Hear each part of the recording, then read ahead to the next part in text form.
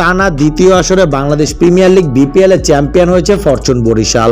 গত বছর শিরোপা জয়ের পর ট্রফি নিয়ে বরিশাল যেতে না পারলেও এবার জিততে পারলে ট্রফি ট্যুরের ঘোষণা আগেভাগেই দিয়েছিলেন অধিনায়ক তামিম ইকবাল। শুক্রবার রেকর্ড গড়া জয়ের পর তিনি দিন তারিখ জানিয়ে দিয়েছে, আগামীকাল রোববার ট্রফি নিয়ে নিজ শহরে যাবে ফরচুন বরিশাল। ম্যাচ পরবর্তী পুরস্কার বিতরণী ট্রফি নিয়ে বরিশালে যাওয়া প্রসঙ্গে তামিম বলেন, আমরা গতবার বিপিএল এ জেতার পর বরিশালে আসতে পারিনি। এখন পর্যন্ত আমরা ঠিক করেছি 9 তারিখে আসবো বরিশাল। আশা করি বরিশালে যারা আছেন সবাই থাকবেন আমাদের স্বাগত জানানোর জন্য। যদি সব ঠিক থাকে এই 9 তারিখে আপনারা আমাদের কাপসহ দেখতে পাবেন। টুর্নামেন্ট শুরুর দিকে বরিশাল ফ্র্যাঞ্চাইজির মালিক মিজানুর রহমান বলেছিলেন, দলের বড় সব পরিকল্পনাই আসে তামিমের পক্ষ থেকে। শিরোপা জয়ের পর সেই কথারই ইঙ্গিত মিলেছে বরিশালের অধিনায়কের মুখে। অবিশ্বাস্য, আমি মালিককে ধন্যবাদ দেব, উনি দুর্দান্ত ছিলেন।